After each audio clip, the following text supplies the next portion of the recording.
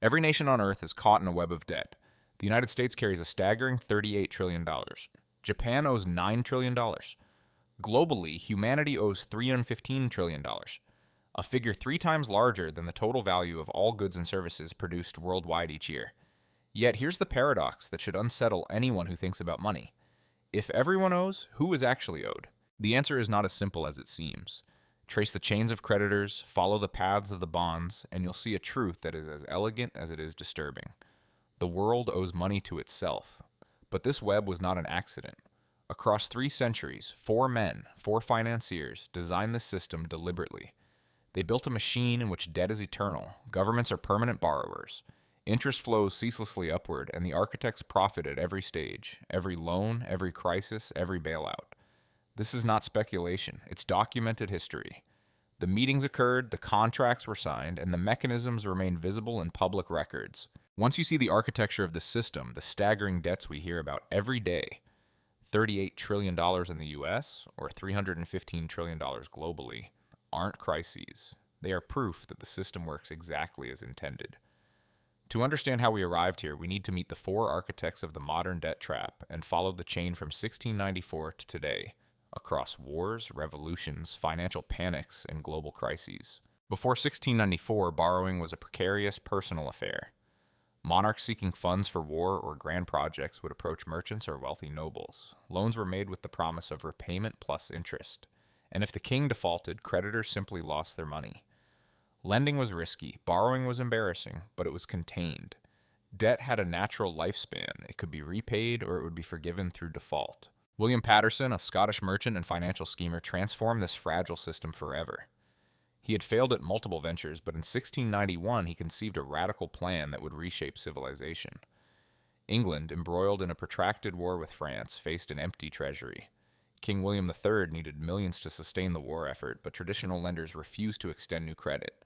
England had defaulted before, and trust had evaporated. Paterson's proposal was audacious. He would gather a consortium of wealthy merchants to lend the government $1.2 million, roughly $300 million today. But the brilliance was in the terms. The principal would never be repaid. Instead, the government would pay 8% interest annually, forever. To manage this arrangement, Paterson suggested the creation of a new institution, the Bank of England. The mechanics were revolutionary. The merchants pooled their gold at the bank, which then lent it to the government. Taxes funded interest payments, which flowed back to the merchants. But the principal, untouchable, permanent. Why would lenders agree to this? Because Parliament guaranteed the interest payments. As long as England could tax its citizens, the payments were secure. And the banknotes issued to the lenders were transferable. They could circulate as money, becoming more than just a claim on gold. In 1694, Parliament approved Paterson's plan. The Bank of England was chartered, the merchants supplied their gold, and the government got its war funding. For the first time, national debt became a feature, not a flaw.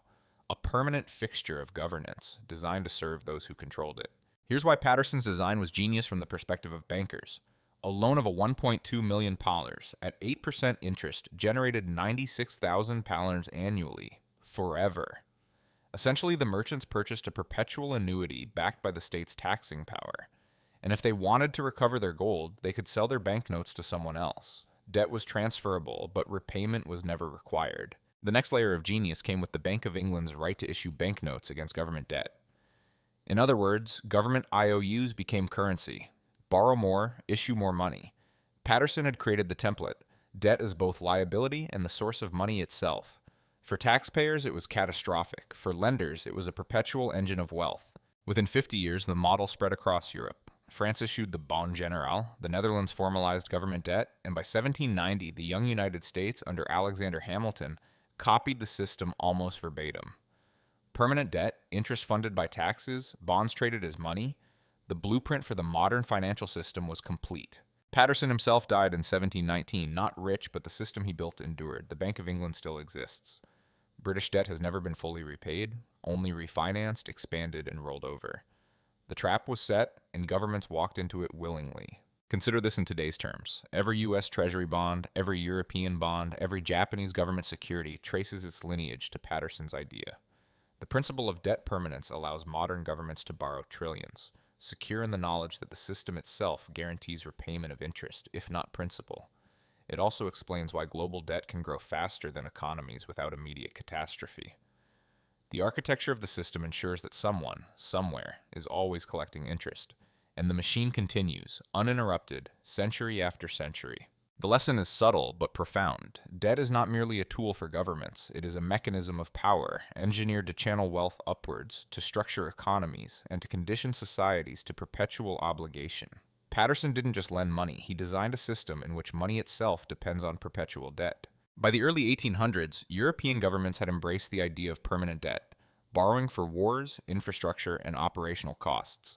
Yet the system was still limited. Loans were negotiated individually, interest rates were inconsistent, and only the wealthiest merchants could participate.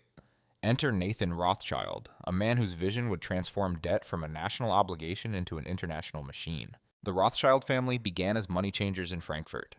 By 1800, 5 brothers had established banking houses in London, Paris, Frankfurt, Vienna, and Naples. Their network was unprecedented. Money could move across borders faster than any government's official channels, and they leveraged this network to dominate sovereign debt. Governments were no longer merely borrowing. They were entering a system where the Rothschilds controlled who lent, at what terms, and how the bonds circulated. Nathan Rothschild, stationed in London, became the strategic mind behind this transformation.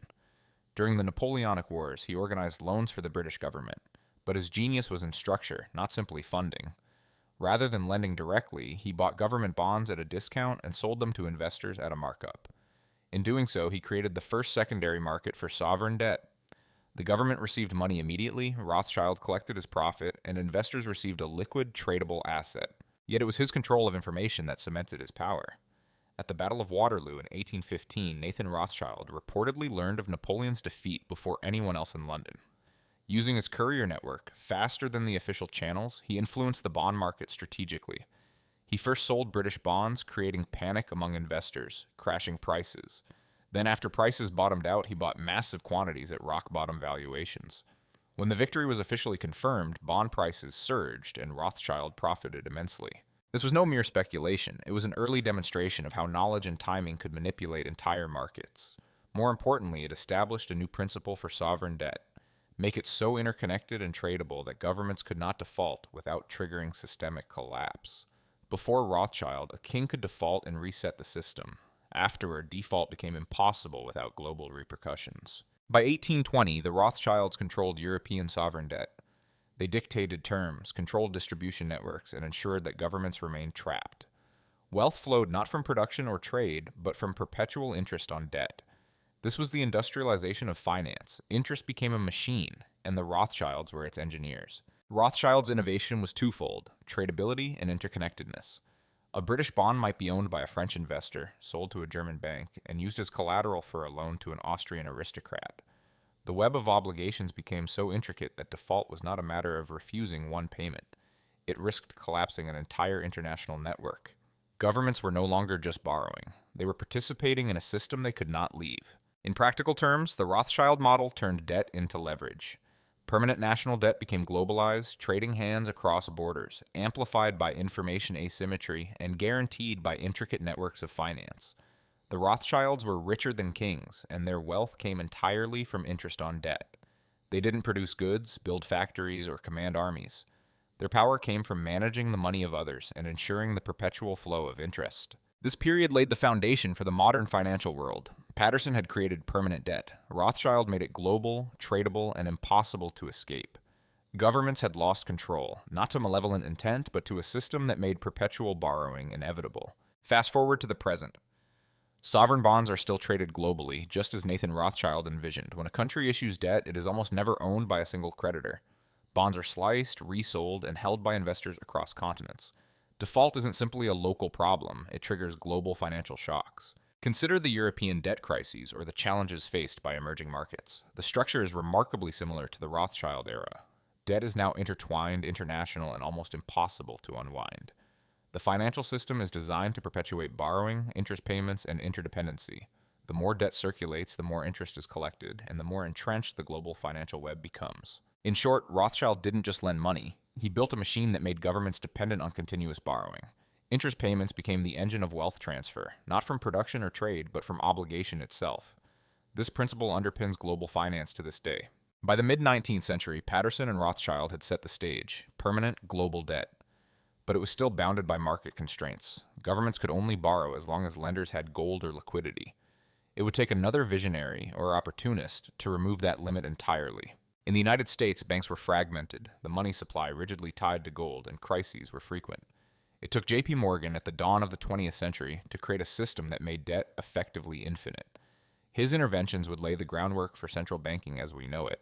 By the turn of the 20th century, the United States was emerging as an economic powerhouse, yet its financial system remained fragile and fragmented.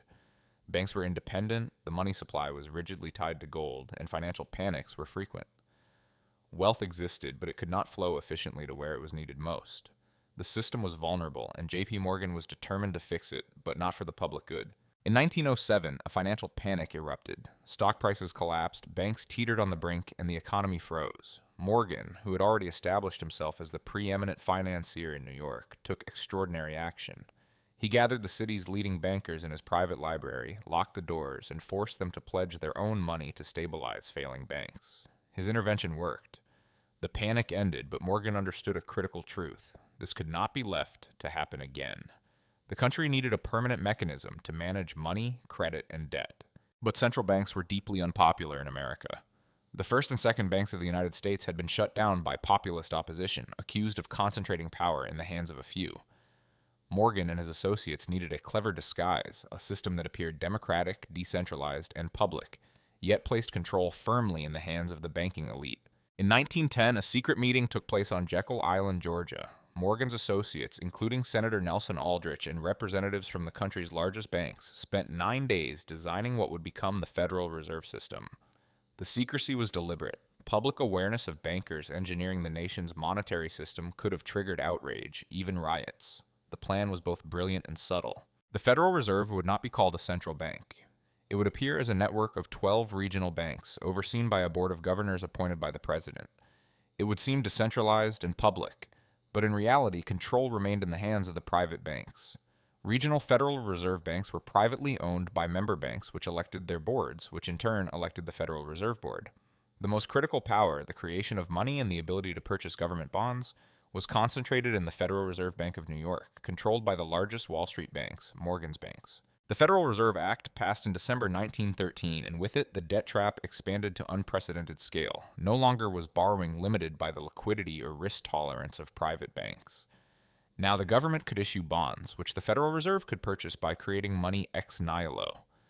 In other words, the state's debt could grow without limit. The ceiling had been lifted, and perpetual borrowing became structurally guaranteed. This innovation was revolutionary. Before the Federal Reserve, governments were constrained. They could only borrow as much as lenders were willing or able to provide. Now the government could always find a buyer for its debt. The Fed, in effect, became an eternal lender of last resort. Interest payments continued to flow from taxpayers to the banks controlling the Fed. The debt trap, once permanent under Patterson and globalized under Rothschild, was now infinite. Governments could roll over debt indefinitely, paying interest forever, while the principal remained untouched. It was a system designed to function endlessly, with wealth flowing predictably upward. Morgan died in 1913, the same year the Federal Reserve was created. Yet his legacy endures, a mechanism that enables the U.S. to carry $38 trillion in debt today. Without the Fed, borrowing at this scale would be impossible. With the Fed, debt is structurally guaranteed, interest flows continue, and the machinery of wealth transfer operates without pause. Today, the Federal Reserve still performs the role Morgan and his associates designed over a century ago.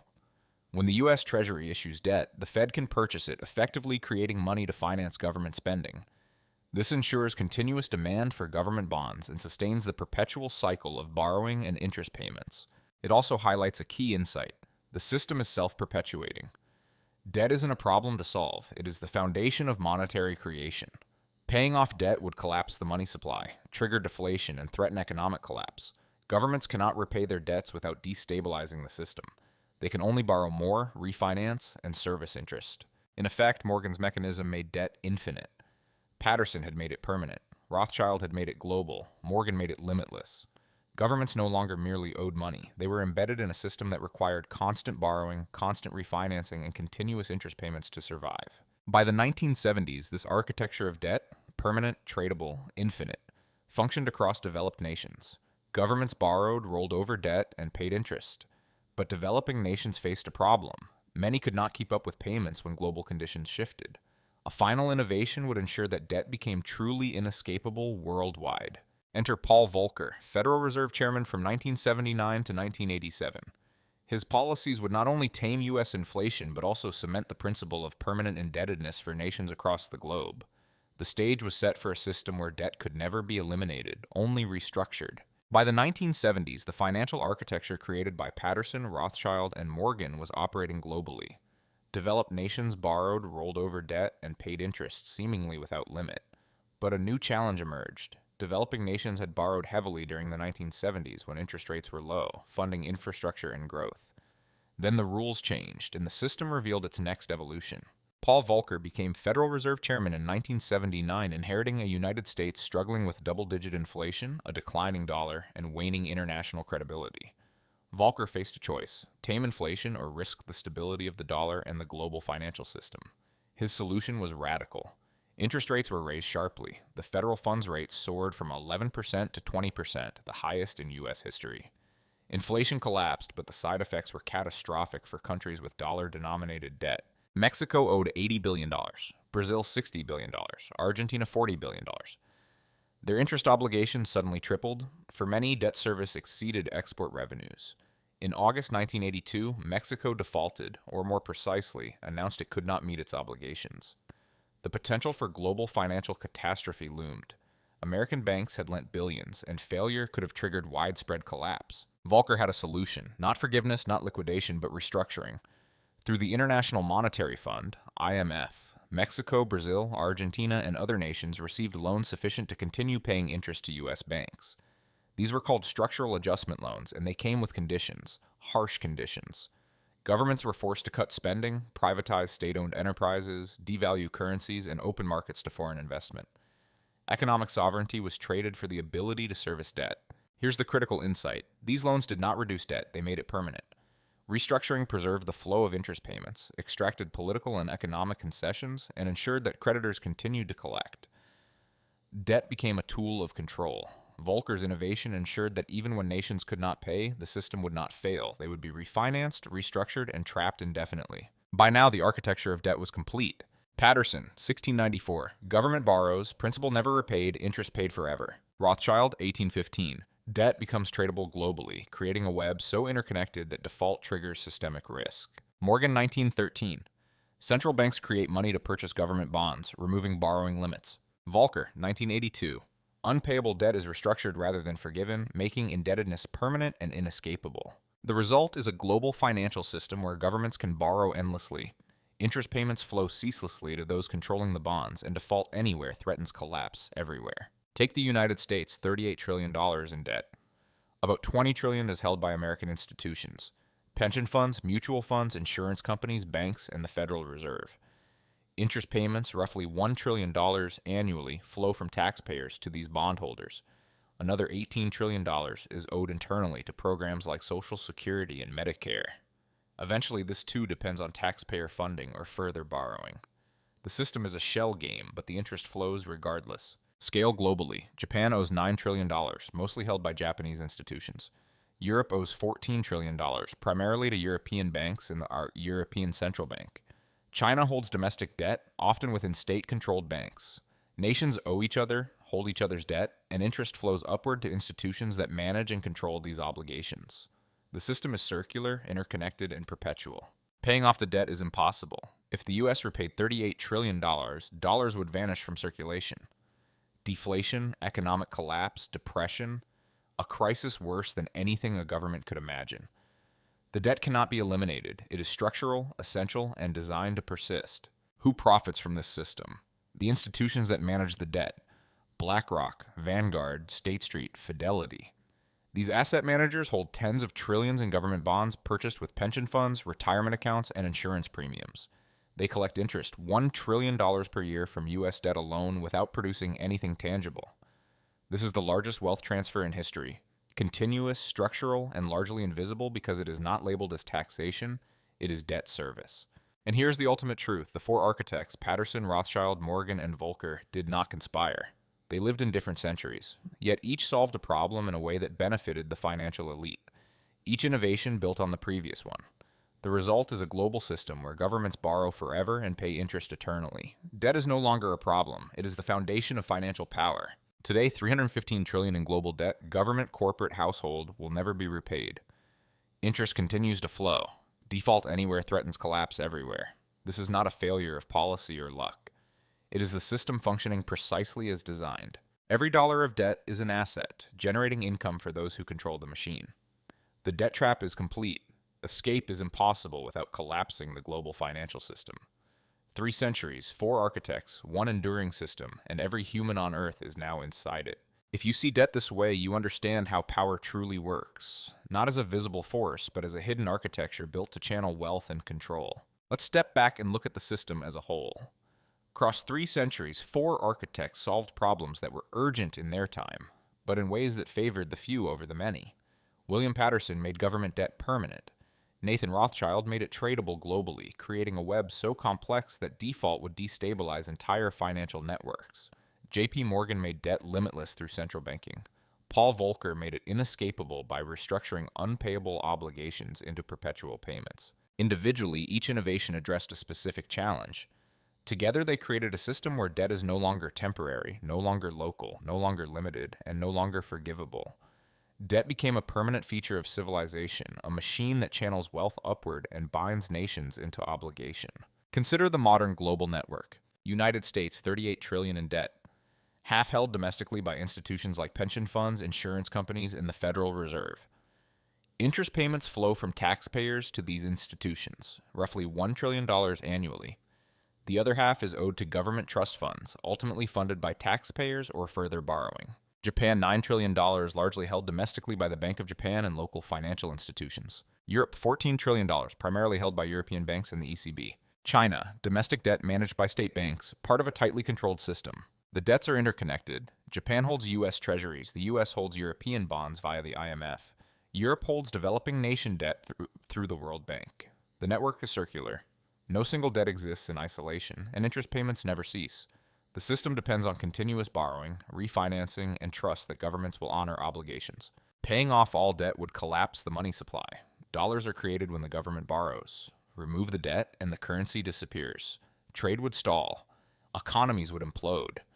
The debt trap is not an accident. It is structural, essential, and deliberately engineered to endure. The beneficiaries are not the governments, not the taxpayers. They are the financial institutions. BlackRock, Vanguard, State Street, Fidelity, and similar asset managers control tens of trillions in government bonds purchased with pensions, insurance premiums, and retirement funds. They collect interest without producing anything tangible. This is the largest, most continuous wealth transfer in history, hidden in plain sight. Every year, billions of people work, earn, and pay taxes. Interest flows from them to institutions that manage the debt. It is invisible, labeled as debt service, yet it functions like a silent, perpetual rent on society. The most unsettling truth is that debt is not a problem to solve. It was never meant to be. It is the foundation of power. Patterson, Rothschild, Morgan, and Volcker each solved crises in ways that enriched the few while embedding nations into a system of obligation. Debt teaches societies obedience. It guarantees participation in a global financial architecture they did not design.